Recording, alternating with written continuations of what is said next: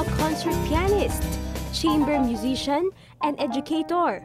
Ang kanyang husay sa pagtugtog ng piano ang kanyang naging puhunan para makilala sa buong mundo. Siya si Aima Makk, isang Filipino-Austrian pianist. Tubong Cebu City si Aima. Sa edad na 3 taong gulang ay natutunan na niyang tumugtog ng piano sa tulong ng kanyang ina. Matapos niyang pagsabayin ng matinding pagsasanay sa pagiging pianist at pag-aaral ng high school academics, pumasok naman siya sa University of the Philippines kung saan nakapagtapos siya ng Bachelor of Music degree. Madami na din siyang natamong karangalan at pagkilala dito sa ating bansa at maging sa iba't ibang panig ng mundo dahil sa kanyang husay.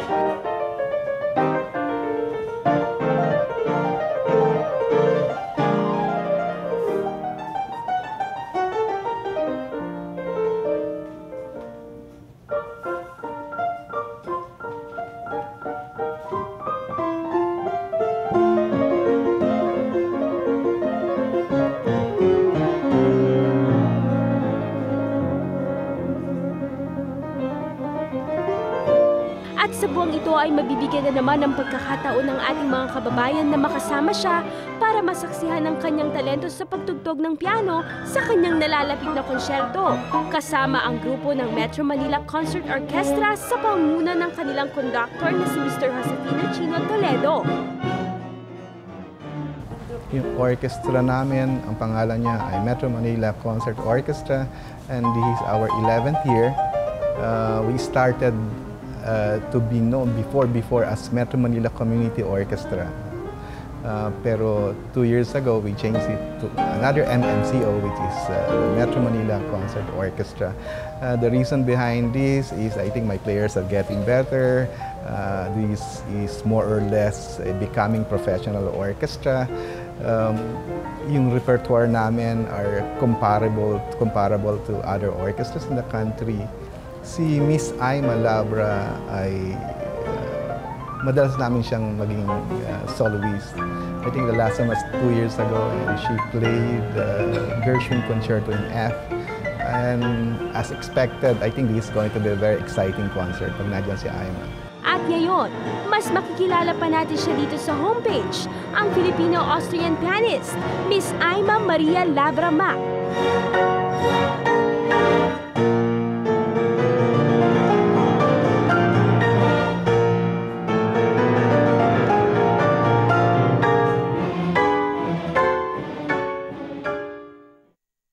Galing! At ngayon nga pong umaga, kasama natin live po sa ating studio si Miss Aima Makk. Good morning and welcome to Homepage. Good morning. Thank you. Ang galing ng performance nila. Were you just practicing there? Was it part of practice? We were rehearsing. You were rehearsing, for tomorrow's but it was concert. like the real thing already. All the emotions and playing the piano. Let's talk about your training when you were younger. Yes. Were you one of those artists who trained at an early age? Yung mga 2 years old pa lang, 3 years old pa lang, may inclination na? Yes. Yes. Yes. Why? Was it Because, an influence of the parents? Yeah, my or- mom is also a pianist. She teaches also piano, and well, she taught piano at home, and of course you hear it the whole day. Yes. So, yeah. So that was the kind of environment that you grew up in. Yes. So, very musical. So Yes. the gearing at a young age was already Yes. going towards a musical career. Yeah. Let's say yes. Yes. Or were you Yes, also one of those artists that eventually, probably at a certain age, that's when you decided that, okay, I'm gonna fulfill my artist desire. But before that, you were like thinking of doing something else. I don't know, No. business, medicine. No, actually. Didn't cross your mind? No, not really, because I was always playing the piano, so it was like something very natural. And of course, I didn't say I want to become a professional pianist or whatever, but when I was in high school and then You're very active in music. Yes. And for example, when we had a choral competition Yes. at school, I was always the one who taught the class. And and like for example, our last with my batch, I studied in STC, Yes. Cebu. And batch 81, and then the last choral competition, our class won because we sang Bohemian Rhapsody from Wow, Queen, and I was the one who galing. taught the, yeah. And you were the But one who taught the yes, group. Yes, it was always, It was like it was that. always like that. And I don't know why, because you just mentioned Cebu. Were you born in Cebu? I was born in What Cebu. is it with Cebuanos? And you guys are just so talented in the arts, particularly in music, singing, instruments. Do you have a lot of musical schools there? Bakit kaya ganun? Pag tinanong mo, ang galing kumanta, ang galing tumugtog, saan ka pinanganak? Cebu. Cebuano pala. What is it that you have there? Are you guys really into music? Bata pa lang, grabe na ang training? Well, maybe it's the environment, The or environment. I don't know. Galing. Or the air, the Cebu Kung air. pwede lang ako or- ipinanganak ulit, i-request ko sa Cebu ako pinanganak. Para magaling din ako kumanta, di ba? So, how is life in Austria, where you practice being a professional pianist there, Yeah. di ba? Well, actually, I concertize. That's my base. Austria is my base, and I also teach at the University of Music. Yeah. In Graz. That's my, well, yeah. I have a piano class there, so it's very selective. I train the students. I have the preparatory class. That means I teach the young ones until they are 18 years old, Wow. and I prepare them to become professional pianists. I think this is how artists evolve. From performing on stage in front of an audience, concerts, etc. Eventually, this is a level up for artists when Yes. they begin to teach, probably put up a school, a music school, diba? Is there a certain kind of fulfillment that you get, nakukuha mo from doing that? Yeah, sure.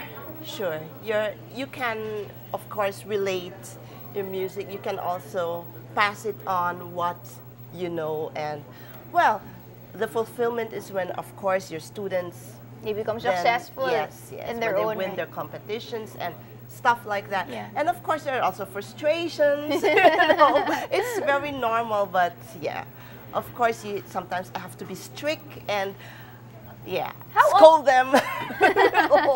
But you're not strict all the time. Minsan naman yes, may time naman sila to have fun then. Or ano? Well, it's Fun is always learning. yeah. Well, it's in the university. I have to have a certain level. Okay. Yeah. I mean, when I was in a in just a normal music school, then it wouldn't be so stressful for me as a teacher. But in the university, of course, my students have to attain a certain level. There are always examinations, so they would They have to always maintain be good grades. Yes, yes. Correct. They have to. When you were living, for example, when you were younger, you had to train playing the piano, di ba? At the same time, you had to go to school. Yes. Mahirap ba yun? Kasi marami sa mga bata ngayon, I think nagiging hindrance sa pag-pursue nila dito sa kanilang musical career at a young age. Kahit na alam mo, very talented na. Yeah. You can understand Yes, Tagalog. yes, sure. Baka hindi pala niya naiintindihan at nag-nose course. siya. Okay. Marunong pa ako mag-Tagalog. Yung mga bata, Yeah. lumalaki sila, minsan kaya nahihinder sila para ma-achieve yung kanilang musical growth is because of school. Yes. Parang ang thinking kasi ng parents, hindi natin pwedeng pagsabayin eh. Mag-aral ka muna, pagka-graduate mo, tsaka ka ngayon kumarera dyan sa musika, kung anong gusto mo. Then you're Ano ba too old. dapat? Sometimes it's already It's too too- old. yeah. Yes. If you really want to become a professional musician, that's from my experience. Also, as a student, as a teacher, you have to start young. Grassroots training talaga, Yes. yung at a young. I mean, there are very, yeah, maliit lang yan, makikita mo na, okay, they started a little bit late, but you really have to start young. Start young. Yeah, you have to start young. And it's not impossible to keep a balance between academics and Well, your it musical depends. life. It depends if I on may. the person Depends on itself the and also on the person. teachers. Discipline Yes, is also discipline, important. Yes. Okay, now let's talk about your upcoming concert. We already got or saw a sneak preview of how rehearsals were going on. Now let's talk about your preparations. Kamusta naman working with the team? Oh, it's very nice to work with them. Yeah, I mean, I've been working with MMCO ever since I've been their soloist. So Yeah, we you're have- comfortable around each other. Yes, yes. And So masayang magtrabaho pagka ganun, Yeah. masaya ka It's sa mga a- kasama mo. yeah, it's a very nice orchestra. Yes. They're young and they're dynamic and there's also discipline there. And Chino Toledo is a very nice conductor to work with. Yes. Yes. All right, so I'm sure our audience are very excited on what to expect on your upcoming concert. So please do invite our viewers to get tickets for this concert. Yes, I want to invite everybody to come tomorrow to Marian Auditorium at 7 o'clock. The concert with MMCO, where I will be playing Liszt concerto with them. And then I still have two other concerts. Wow, you're so busy. At August 31 at 8 p.m. at Arts in the City at Bonifacio Global City. And also at September 2, 8 p.m. at the Abelardo Hall of UP Diliman. Hope to see you there. How do they inquire for tickets if they wanna watch this concert? Well, Is there a number to call? maybe there's a number. Oh, there, it's being flashed now sa kanilang mga TV screens. So, Aima, thank you so much. Yeah, thank you also. And you know, it's very nice to know that when you're there in Austria and you've performed before a foreign crowd and you teach foreign students and they know you're Filipino, it makes us proud Yeah, to become thank you. Filipino. Thank Thank you you so very much much. for Thank giving you. that honor to the Philippines. Yeah, thank you. for It was my being with us here pleasure. today. Thank And you good luck sa iyong concert sa mga araw na nabanggit. Thank you so much. Thank you. Thank you. Sharing time na po mga homepage sa aming pagbabalik. Tutok lamang.